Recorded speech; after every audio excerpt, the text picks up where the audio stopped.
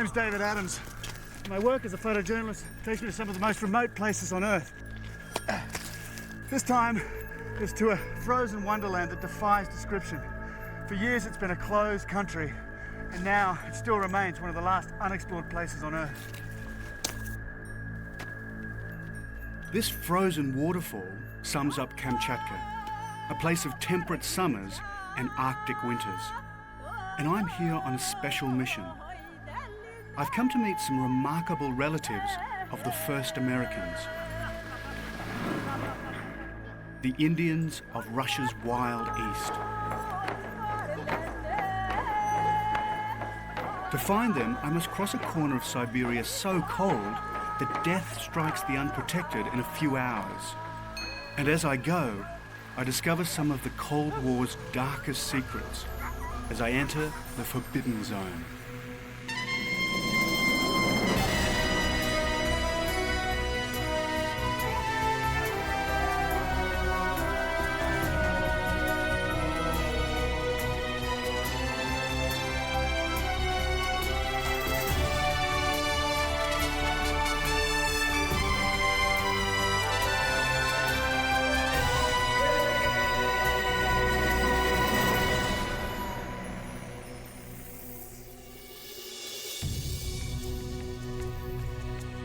Even by Russian standards, Kamchatka is remote. It's so far from Moscow that you cross 9 time zones to get here. It's a land of volcanoes, glaciers, and permafrost, where temperatures of less than -50 degrees are commonplace. It's a peninsula, a thumb-shaped landmass about the size of California, thrusting south from Siberia towards Japan. My route takes me across this frozen waste, starting in Kamchatka's capital, Petropavlovsk.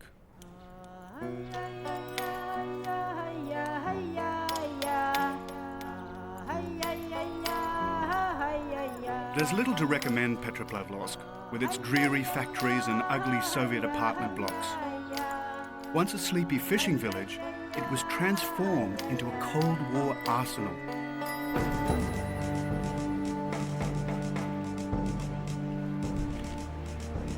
From the end of the Second World War until the fall of the Soviet Empire, Petropavlovsk was a top-secret military base. It was here they kept their nuclear submarine fleet.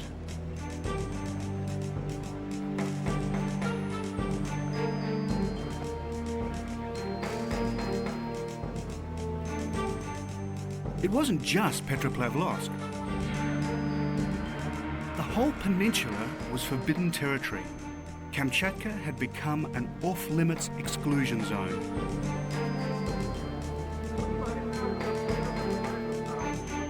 In 1983, Korean Airlines flight KL007 strayed off course, with 269 innocent passengers aboard.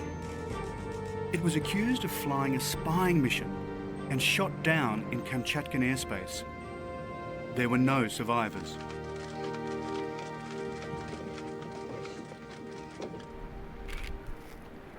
What's so incredible is that I'm here at all, a Westerner taking photographs of what was once one of Russia's most secret military areas. It's kind of like being in a Cold War spy novel, but it really just shows how much things have changed here. A few years ago, if I was caught doing this, it would have meant a trip to the Gulag. So the Cold War was actually good to Petropavlovsk. Maybe it's why they didn't remove this colossal statue of Lenin. But since the collapse of the Soviet Empire, the city's fallen on hard times.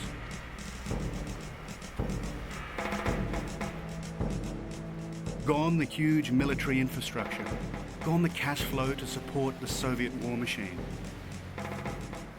A few years back, the city was so broke, its electricity supply was cut.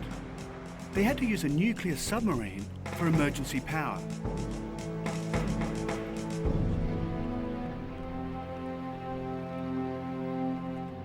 But there was a time when things could have been very different.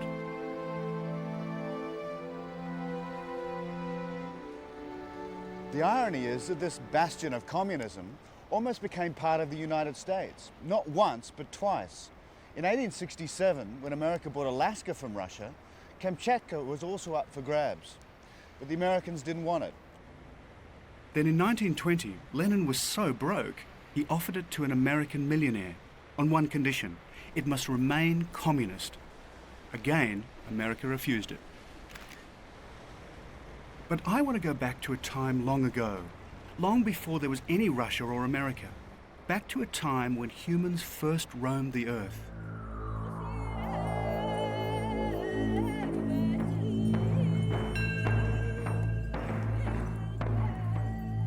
About 16,000 years ago, they crossed from Russia to Alaska to become the first humans to enter the Americas. Later, some of them may have wandered back to Kamchatka, where their descendants remain to this day.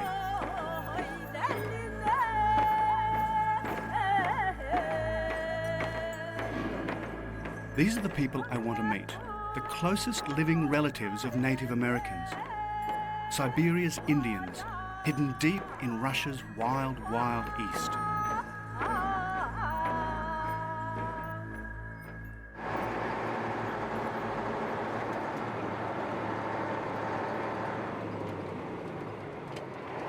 So I hitch a ride from Petropavlovsk along the road. There's only one road in Kamchatka, and the further we go, the less it looks like a road.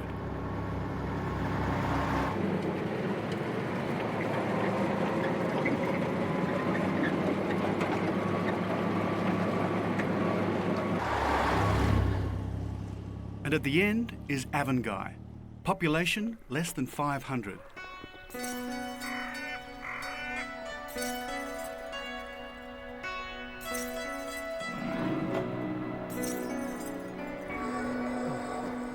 It's here that I meet my companions. This is my interpreter, Renat, a former Soviet submariner.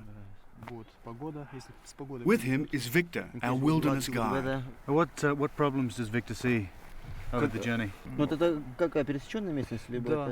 And here's something I wasn't expecting. Grizzly bears about to emerge from winter hibernation. Well, it was very difficult because of due to the very deep snow, and besides of this, there is just we can meet even the bear. Oh, really? Yeah, That's early. It's because of spring. Yeah, bears they usually in spring they're very hungry, and just very cruel. Okay. Yeah, Well, isn't the only thing you've got to worry about bears is you've just got to run faster than the next boy? Так, может быть, нужно быстрее продвигаться до следующего, если будем. And what's this? Aircraft infringing upon non-free flying territory may be fired on without warning? Once more, I'm reminded of Korean Airlines flight KL-007. Is this still the case? Вполне может быть. It's quite possible. Yeah. But I'm not taking to the air quite yet. This will be our transport, snowmobiles. Is this good? Yeah. At the moment, this one seems to be carrying the entire population of Avangai below the age of 10.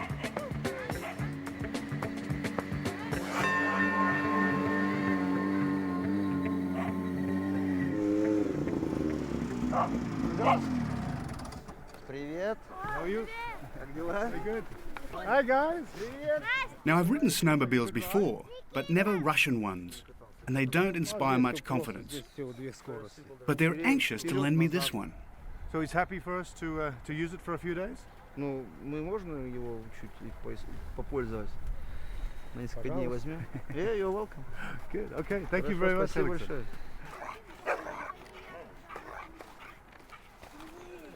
We pack with extra care.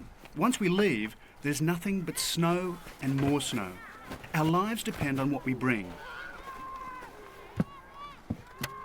At last we're ready. Or are we? And so the journey begins. I think there's something wrong with this. Maybe I flooded it. Maybe I hadn't quite got the knack. Or maybe it's just busted. There's a suspicious amount of wires here hanging around not doing anything.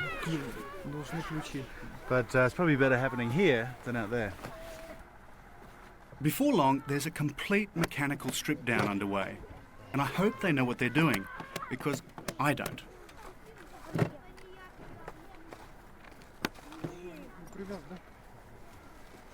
The more they strip it down, the more I realise they do know what they're doing. Because they have to.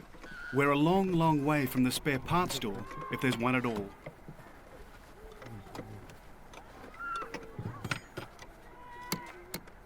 The minutes turn to hours. Then suddenly, a real Cold War erupts. Me against the entire Avangai school-age population.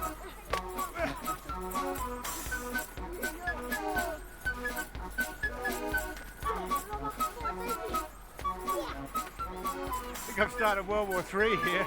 I know who's winning. Not me.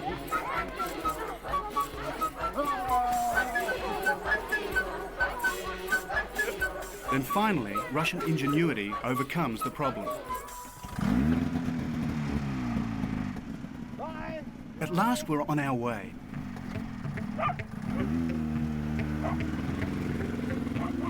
As we leave Avangai and head for the tundra, I realise I'm going where few Westerners have dared venture in this forbidden realm. Soon I'll be lost in an icy wilderness with a sad Cold War legacy. Here I'll meet a dying people, slowly being poisoned by nuclear radiation, living deep in the forbidden zone.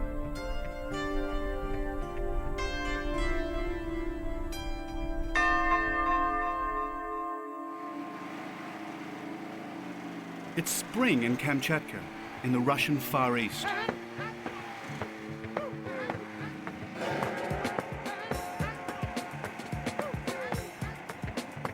But even in April, temperatures can drop well below zero.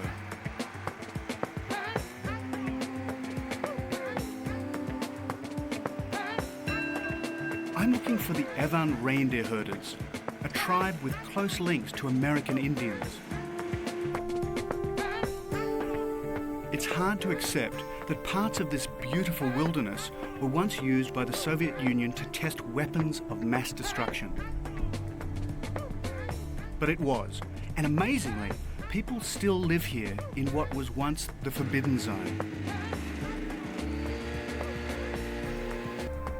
Somewhere out here is a place called Tabun, where a remote tribe called the Evan keep their reindeer herds.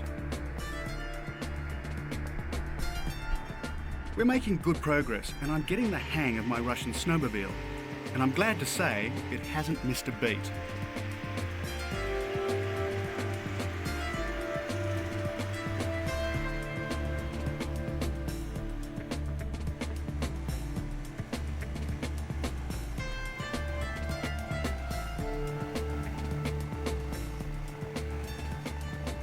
The Evan are nomadic.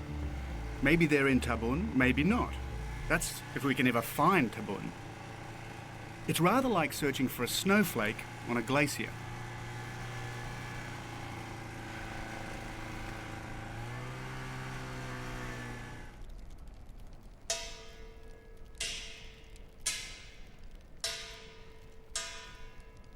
And then we see them, hundreds of reindeer.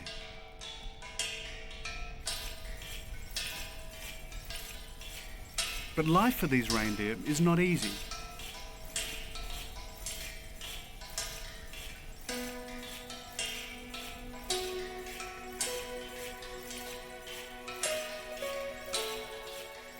Out on the tundra, wolves wait to pick off the young and the weak. Day and night, the herd needs protection. It needs this man. He's called Kiriak.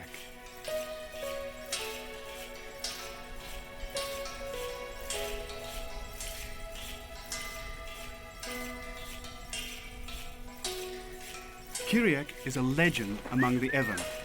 A child of the tundra, he's been a reindeer herder all his life.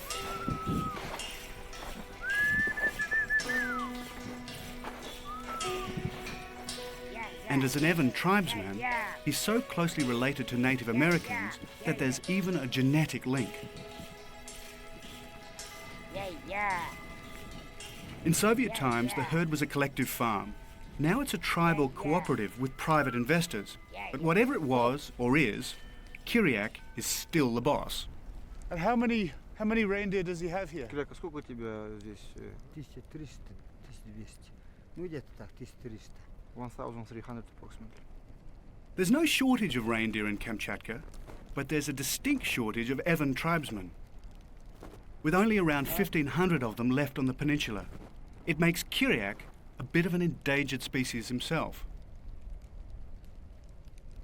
Now this is one way of making yourself popular with reindeer: urinating. Licking urine is their only source of salt. But watch out for those antlers.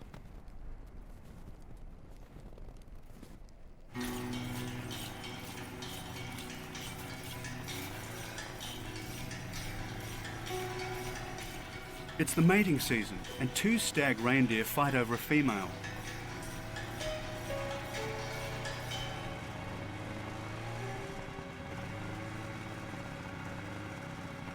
Their antlers have become hopelessly locked together.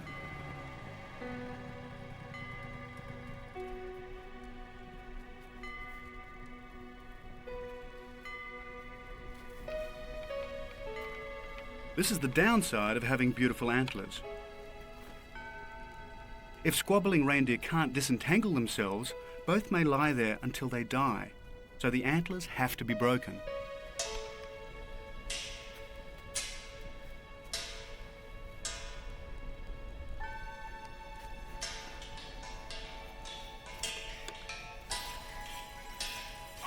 Once separated, it's time for my initiation into one of the finer arts of the wild, wild East: reindeer roping. So this is how they catch reindeers with such equipment.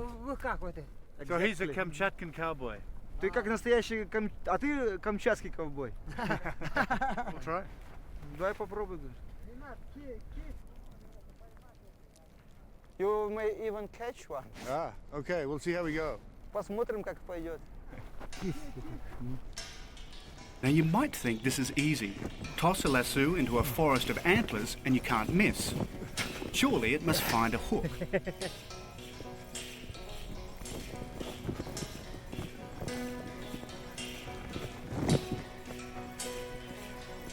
But it doesn't work like that. Not once, not twice. And I wouldn't get a third chance. Now it's Kyriak's turn. But even legends have off days. There's hope for me yet as a reindeer herder.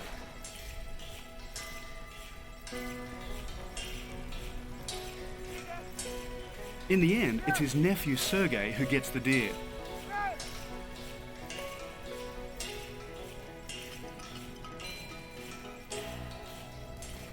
And while to us it all may look like a reindeer rodeo, to the Evan it's a matter of survival. This is what they'll live off for the next week.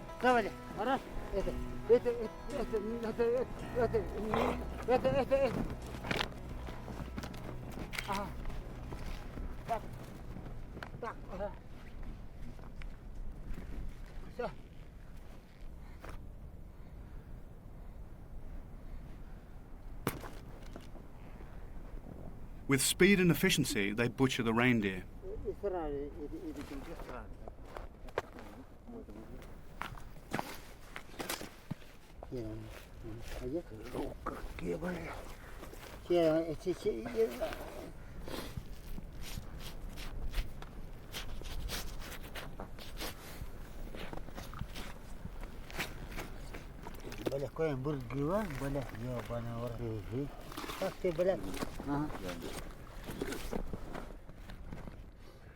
This may all seem a bit gruesome, but actually this happens in slaughterhouses around the world every day.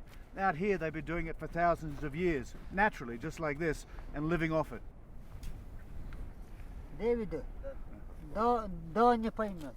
A reindeer carcass will last for days, and out here you don't need a freezer. Nothing is wasted. The skin, the entrails are all put to good use. And right now, Kyriak helps himself to a real Evan delicacy. This is the tendons, huh? I think he's saying that's the sweetest part of the meat there.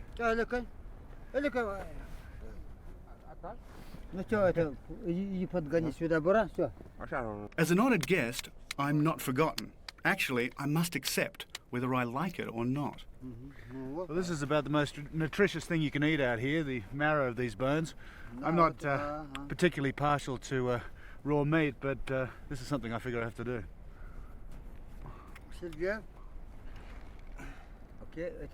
Well, it doesn't really taste like anything. It's just sort of a fatty meat taste. But I'm sure it's actually very, very good for me. But as I soon discovered, it's not as good for me as I'd thought. For nearly 50 years, the Soviet Union used Kamchatka for nuclear testing.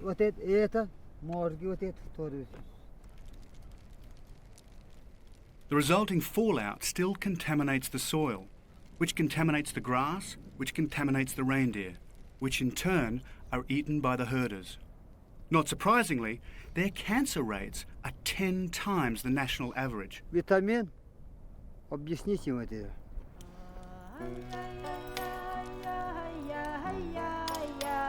Thanks to the Cold War, reindeer meat is slowly killing the herders.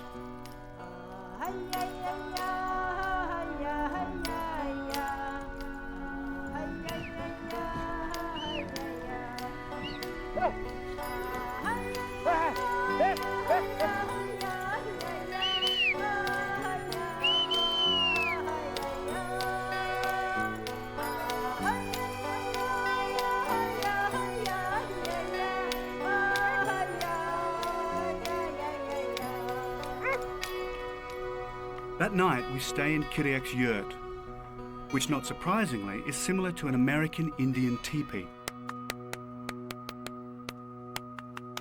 Dinner is reindeer, and more reindeer, radioactive or otherwise. Oh, okay. So what is this here? Это что такое? Это селезенка. It's like a sort of liver or not Liver, liver, okay. but just With lots of salt in it. Легкие, а тут уптанганные. Нет. Could you ask them? Do they worry about the nuclear testing that was here in the food? Кирьяк, содержание в оленине или этого нету? Это нет, это нет. Since this is his diet day in and day out, you'd have thought he would have been a little concerned.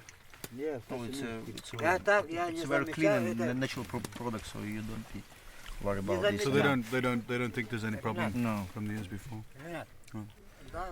For Kiriak, the fact that they may be eating radioactive reindeer is of little consequence.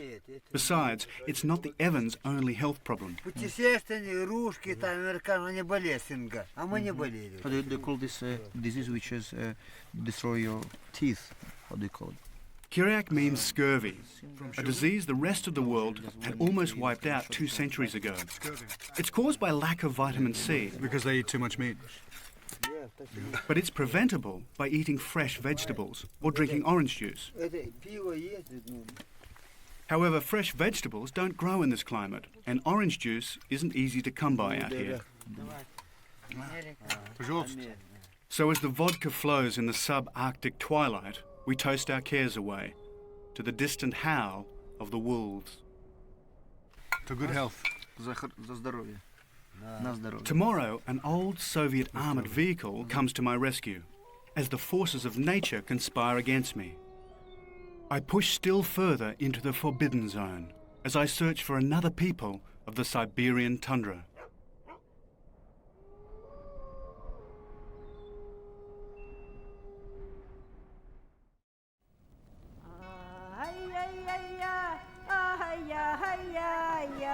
Dawn on the Kamchatkan Peninsula in the Russian Far East. My guide Victor, stripped to the waist, honours the rising sun.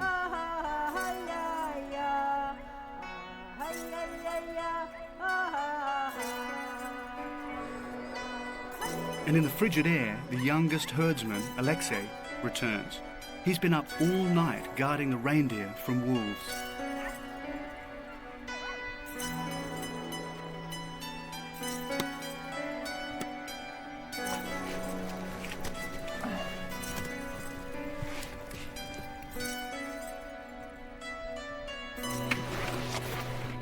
His place is taken by the chief herdsman, Kiriak, who takes the day shift.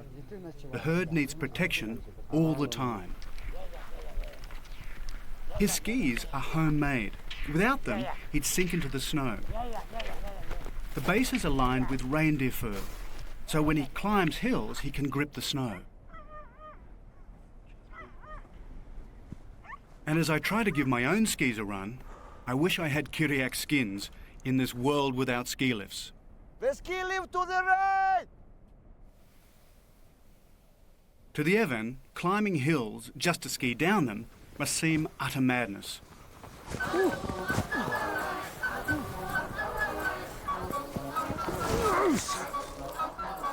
And as it turns out, that's just what it was. Well, that wasn't quite what I expected. Looks like a lovely mountain full of powder or spring snow, but actually it's full of what's called sugar snow, big holes of stuff just like sugar. So when you ski down, you get a few good turns and then boom, straight into a big deep hole. So those tracks aren't quite what I intended leaving, but it was still good fun. Skiing anytime's great. But right now, sugar snow is not the problem. It's more a case of no snow at all. This has been one of Kamchatka's warmest winters on record, and the thaw is arriving early. What's he saying? Well, the bad news, he said that it will be absolutely impossible for us to go further by snowmobiles. Well, there's no snow. There is no absolutely no snow. Just spring in full force, in the full speed there.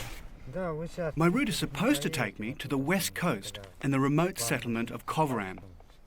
Though without snow, our snowmobiles are useless. But we're not defeated yet. Не знаю, если я сейчас хочу по рации свидаться с районом, чтобы He's going to make a radio transmission. Every day, the reindeer herders power up their hand crank radio and contact the tribal office. For months on end, it's their only link with the outside world.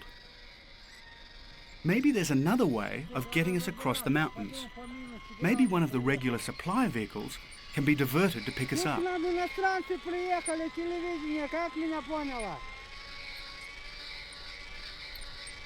It can, though I wasn't quite expecting one like this.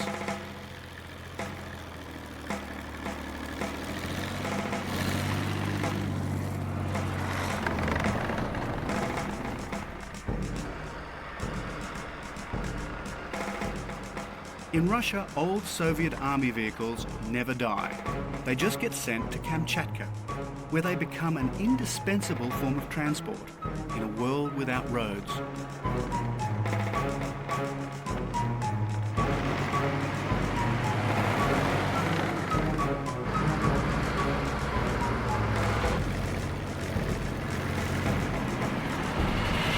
Okay, we got everything inside? Yeah?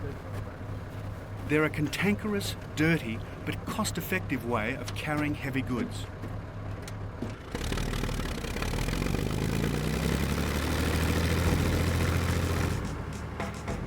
Inside, it's loaded with building materials, food, and crates of vodka. Which is why we have to travel on top.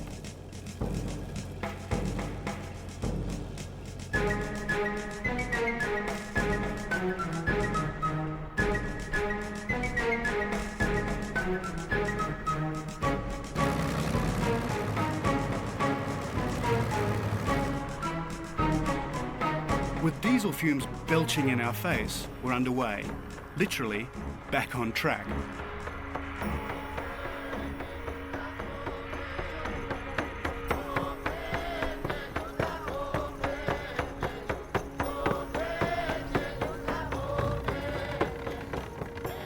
It was just as well we traded our snowmobiles for this.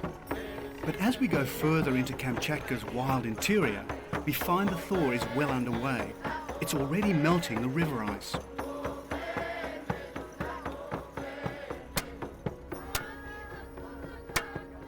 Before we cross, our driver Sergei checks his track pins, some of which have come loose.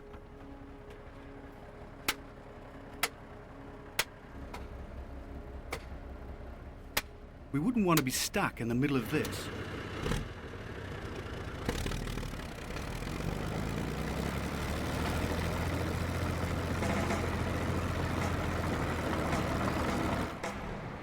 When we planned to go by snowmobile, rivers were to be our frozen highways.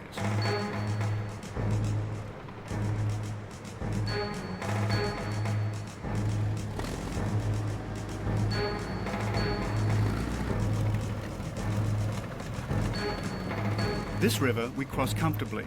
The others may not be so easy.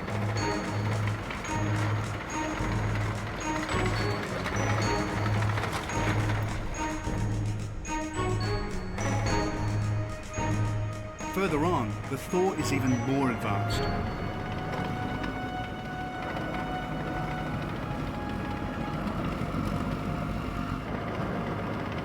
Sergei assures me that these vehicles are supposed to float, but with the rising waters, I'm not sure if this is quite the time to find out.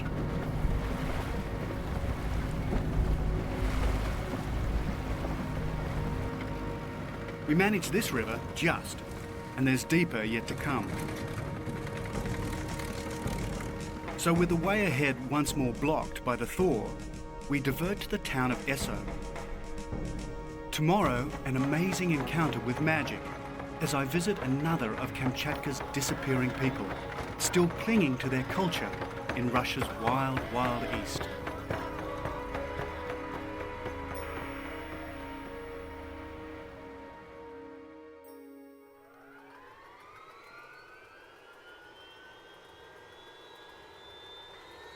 We board another leftover of the Soviet war machine, an Mi-8 helicopter. In this I'll fly across the Kamchatkan Peninsula to Kovran, in one of the remotest corners of the Russian Far East.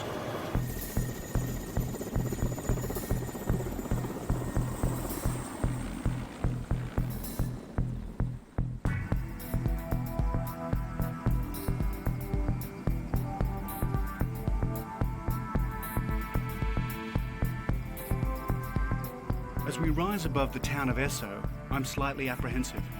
These helicopters haven't got a great safety record. Recently, one crashed, killing 19 people. But the snow is melting fast.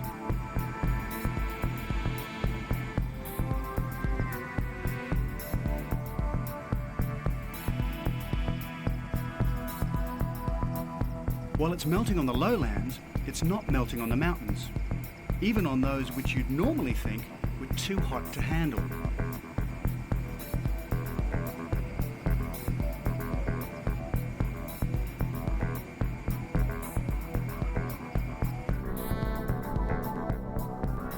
We're on the Pacific Ring of Fire.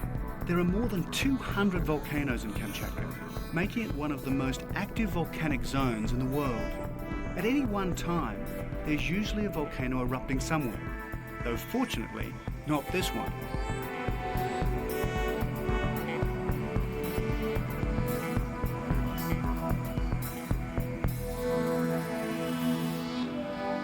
Right below me is a perfect slope.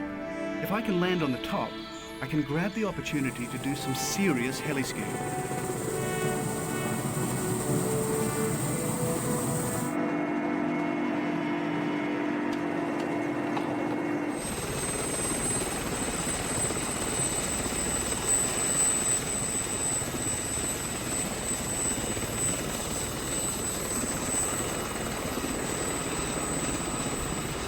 Somehow I don't think these choppers were designed with heli-skiing in mind. Suddenly I'm alone on the summit of a dormant volcano.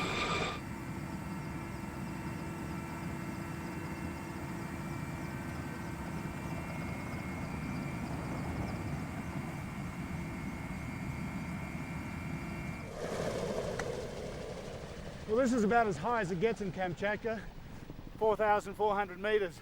It's a fantastic day on the top of this volcano and the snow looks perfect. I'll see you at the bottom.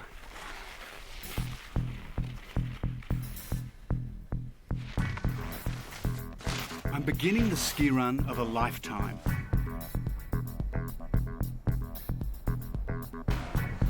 First, I pick my way through the ice-encrusted lava flows.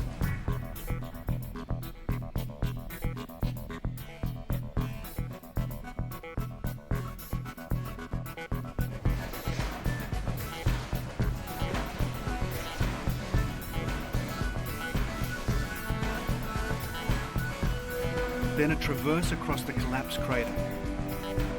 Then it's perfect powder snow.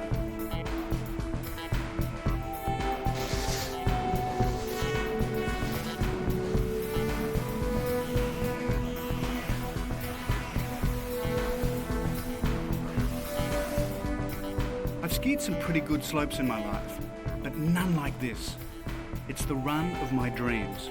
I'm all alone on a volcano in the middle of this icy Siberian wilderness, thousands of miles from anywhere.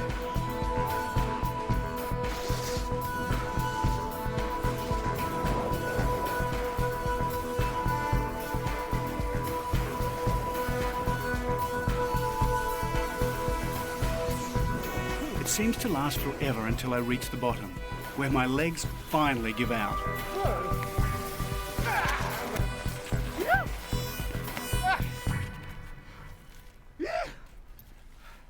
That was incredible. Feels like you're doing a mountain for the first time when you ski it untracked. And incredible doesn't describe it. Woo! Back in the chopper, and I'm on course for Kovran. Here I hope to meet the Itelmen, a small Siberian tribe whose origins are still a mystery.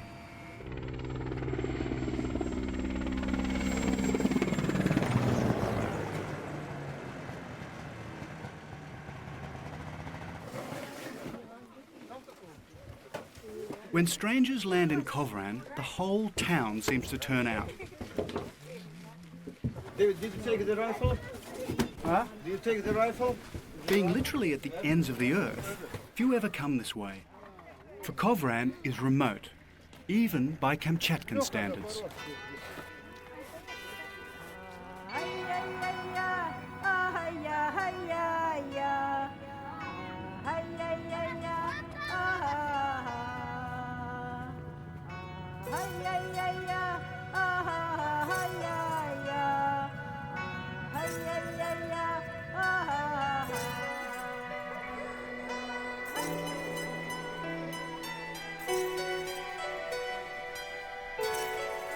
Kovran is a depressing sight. Far from being a centre of Itelmen culture, it seems a showcase for its annihilation. The Itelmen really are an endangered species. Only 1,400 of them are left in Kamchatka.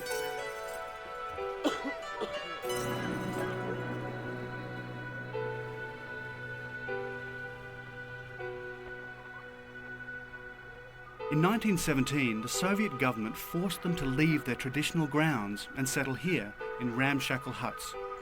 In effect, Kovran became an Itelmen gulag. And the fall of the Soviet Union has done little to help them.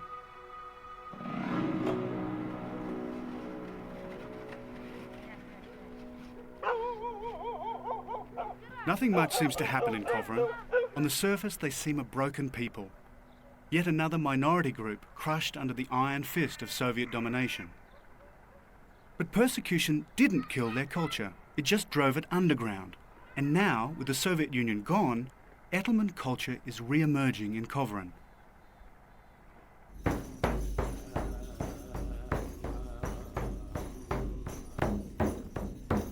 In a small hut, I meet Boris Zurkov, a shaman. With his drum, he communicates with the spirit world. And like all great shamans, Boris is famous for his healing, which is why I've come to see him. An old shoulder injury of mine has been acting up. My doctor said that I'll just have to live with the pain. But I want to try some Itelmen alternative medicine. Maybe he knows something my doctors don't. No one's ever tried treating my shoulder by squeezing my foot. Boris says that when Indians are greeting each other, they touch visitors' feet, and probably it's because that there are a lot of pressure points which are responsible for different parts of your body. Under Soviet rule, shamans were banned. If their artifacts were found, they were burnt. But somehow, Boris has hung on to the tools of his trade. Yes, that's right. And also to fill you up with new energy. Which I definitely need. Которая на самом деле ему нужна. I don't know if it's the power of suggestion or positive thinking, but my shoulder is definitely feeling better.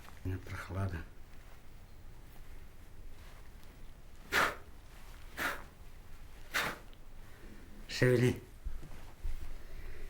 But Boris is more than just a medicine man.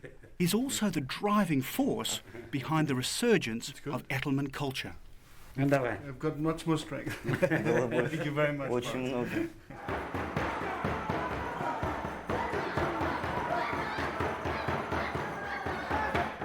This is an ancient dance, and while it has Russian overtones, there are distinct similarities to Native American rhythms. Yet the Itelmen culture is so lost in time that it's hard to say where the American influence came from.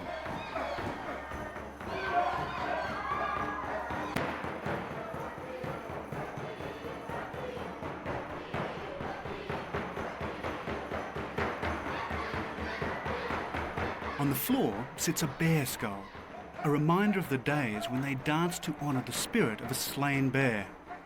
But this is just a rehearsal.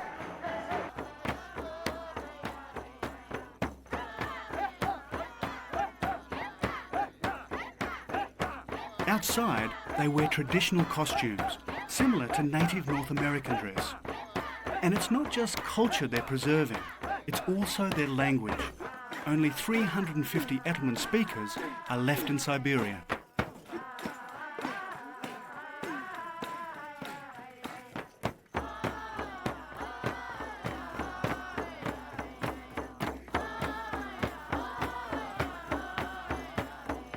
But according to Boris, the powerful guardians of their culture live in the forest. So if I really want to understand how Itelmen culture has survived, that's where I must go.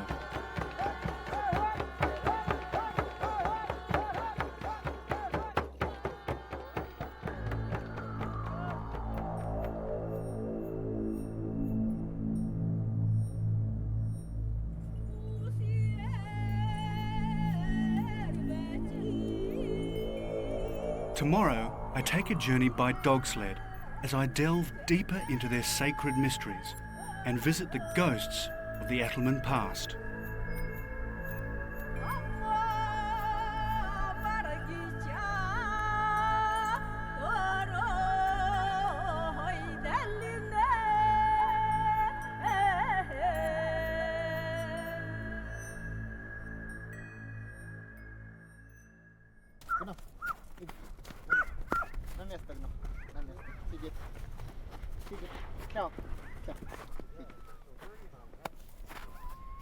Next morning, I set out to complete my crossing of the Kamchatkan Peninsula.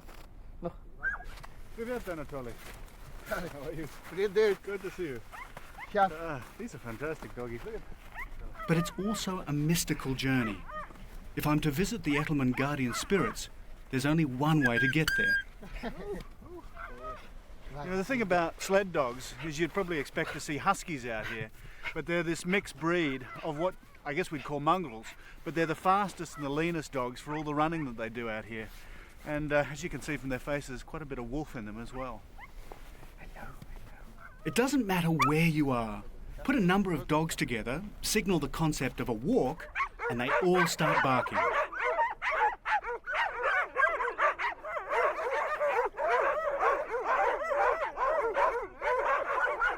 Controlled madness, this is, I think you'd call it. But I think eventually we'll get somewhere.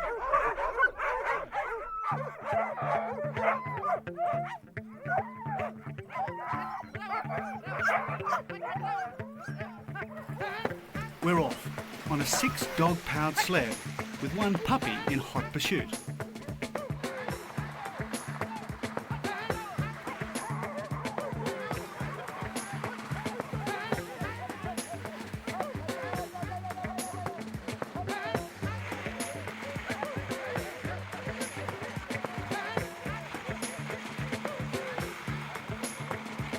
The Itelmen are famous for making strong and extremely light dog sleds.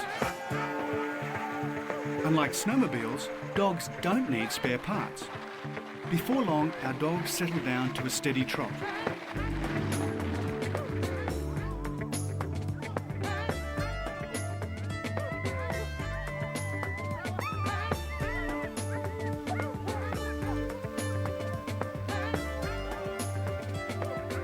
Boris told me that if I wanted to find the spirits of the Itelmen, I must spend a night in the forest, and that means camping.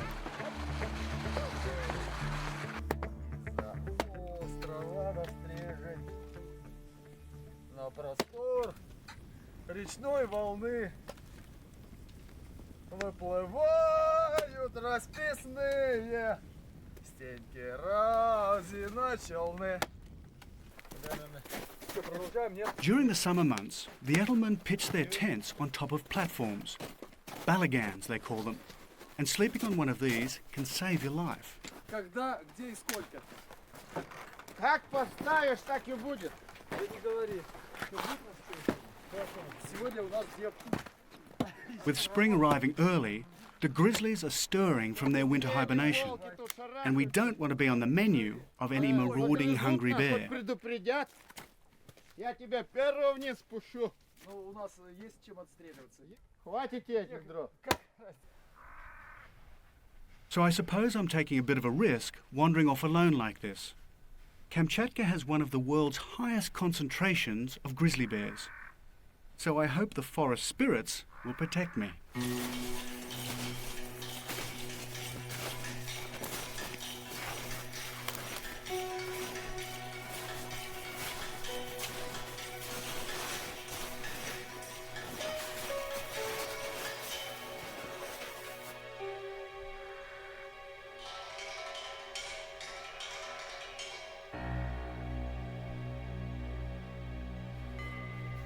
And then I see them, the Hantai, Itelmen spirit poles.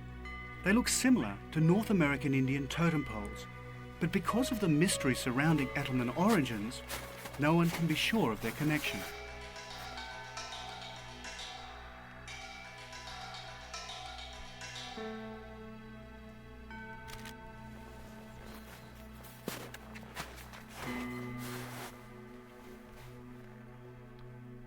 There's an agreement between the Itelmen and their Hantai. If the Itelmen look after their Hantai, the Hantai will look after the Itelmen. Though during the years of Soviet persecution, the Hantai didn't seem to be keeping their side of the bargain.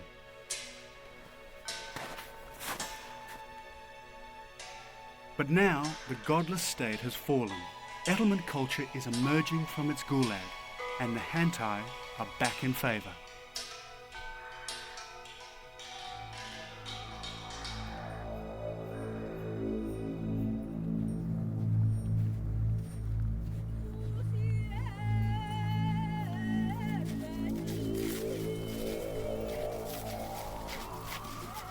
I leave the forest, and there's my journey's end, the Sea of Okhotsk on Kamchatka's western shore.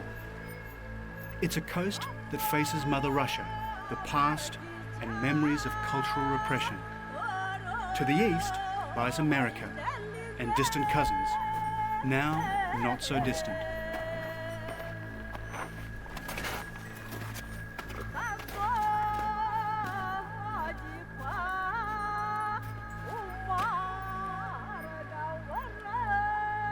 It will take more than just a Cold War to keep the Evan and the Itelmen down. For centuries, they've coped with earthquakes, volcanoes, Arctic snows and winds.